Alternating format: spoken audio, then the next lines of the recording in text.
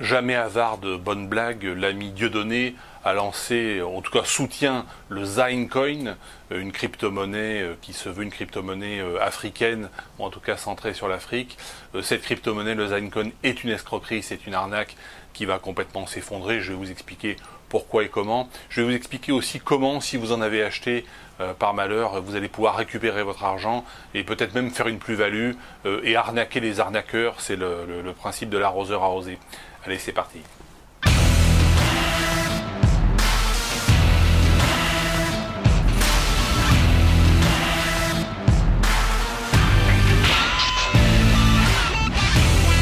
Dieudonné a raison. Les monnaies étatiques sont très largement destinées à perdre de leur valeur, à connaître ce qu'on appelle l'inflation, donc à perdre de leur valeur d'année en année.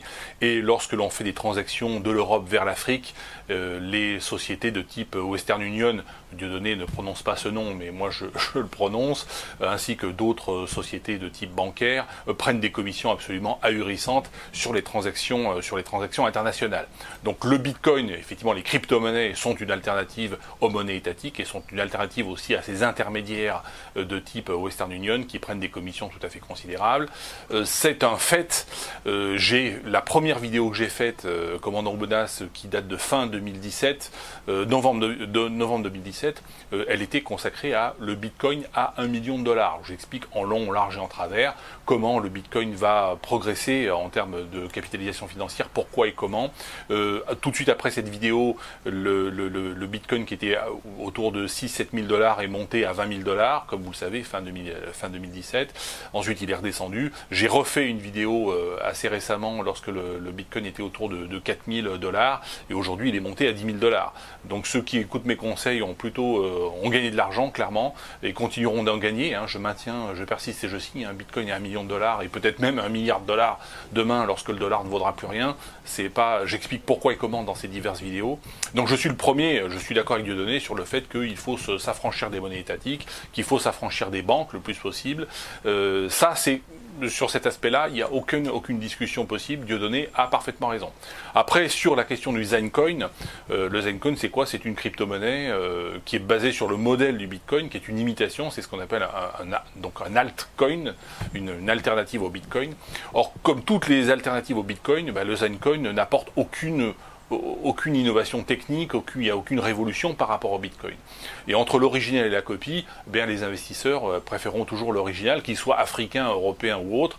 Aujourd'hui, le Bitcoin représente plus de 95% de la capitalisation réelle des crypto-monnaies dans le monde, et les 4000 autres crypto-monnaies alternatives, comme le Zinecoin, toutes cumulées ne représentent que 5%, et ne représentent finalement pas grand-chose, ne représentent plus grand-chose. Les gens qui vous disent que la blockchain est un outil extraordinaire, une révolution, une merveille absolue, mais que le Bitcoin ne vaut rien, c'est comme si je vous disais le moteur à explosion c'est une révolution absolue, par contre l'automobile ça vaut rien. C'est complètement stupide, c'est complètement idiot, ce sont des gens qui n'y connaissent rien, et l'ami Dieudonné, mon ami, tu n'y connais rien dans ce domaine, tu n'as compris que la moitié du phénomène, du phénomène crypto-monnaie, voilà. Ce qui me gêne, alors, encore une fois, le Zinecoin ne fera pas une crypto-monnaie qui va monter à 400 $ d'ici 2022, c'est la promesse qu'a fait, en tout cas c'est l'objectif que s'était donné l'ami Dieudonné. Déjà, encore une fois, parce que aujourd'hui les crypto-monnaies, il faut bien analyser.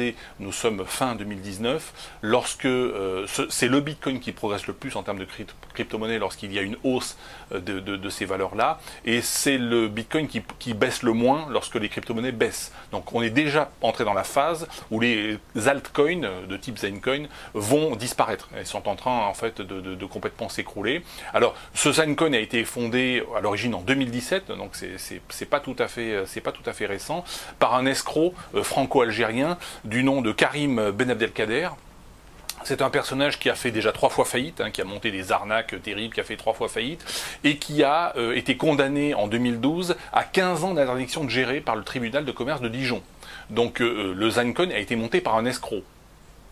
Là, on a un Dieudonné qui fait la publicité pour faire monter une crypto-monnaie qui va complètement s'écrouler, qui a été initialement, soi-disant, dont la valeur initiale est de 52 centimes d'euros, qui a été proposé à la vente par Dieudonné à 45 centimes d'euros. D'où viennent ces 52 centimes d'euros?